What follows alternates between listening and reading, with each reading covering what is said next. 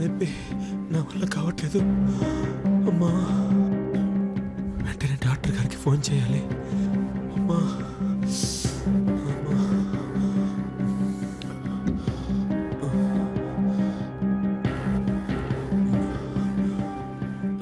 Doctor గారు నమస్కారం sir. చైతన్యని మాట్లాడుతున్నానండి సార్. బాగా జ్వరంగా ఉందండి. టాబ్లెట్ ఏదైనా చెప్పండి సార్. క్రోసినా వెంటనే వేసుకోనా? అలాగే సార్. ఒకవేళ సార్ క్రోసిన్ దొరక్కపోతే sir whisky, brandy, gin, rum కలిపి కాక్టైల్ కింద తాగచ్చా సార్?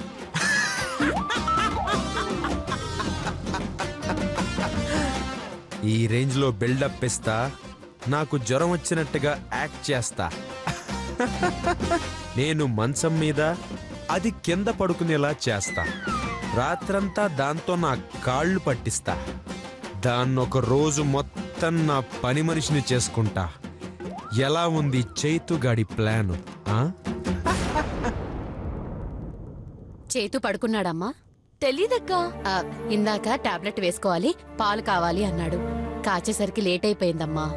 పర్వాలేదక్కా, నేను తీసుకెళ్తా. లైట్ చాలా వేడిగా ఉన్నాయి, జాగ్రత్త. అలాగే అక్క, నేను చల్లార్చిస్తాను కదా. సరేనమ్మా. ఏమిటి మొగుడు గారు టాబ్లెట్ అన్నారంటే ఏదో స్కెచ్ వేశారని.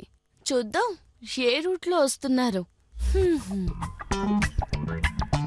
చలిగా ఉంది, వణుకొస్తోంది, గుబులొస్తోంది. జ్వరం వచ్చింది మామ, జ్వరం వచ్చింది, జ్వరం వచ్చింది. చైతుకి జ్వరం వచ్చింది, జ్వరం వచ్చింది, జ్వరం వచ్చింది. చైతుగాడికి జ్వరం వచ్చింది. మధు పాప, నువ్వు నా పని మనిషివి. నువ్వు వండేకి కాళ్ళు పట్టు, నా చేతులు పట్టు.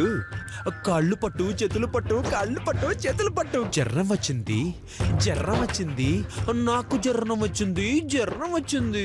అమ్మని అంటే జ్వరం వచ్చినట్టు నాటకమాడి నాతో సేవలు చేయించుకుందాం అనుకుంటున్నారా? చెప్తా. నీ తింగర ప్లాన్ తిప్పికొట్టి నీకు బొప్పి కట్టేలా చేయకపోతే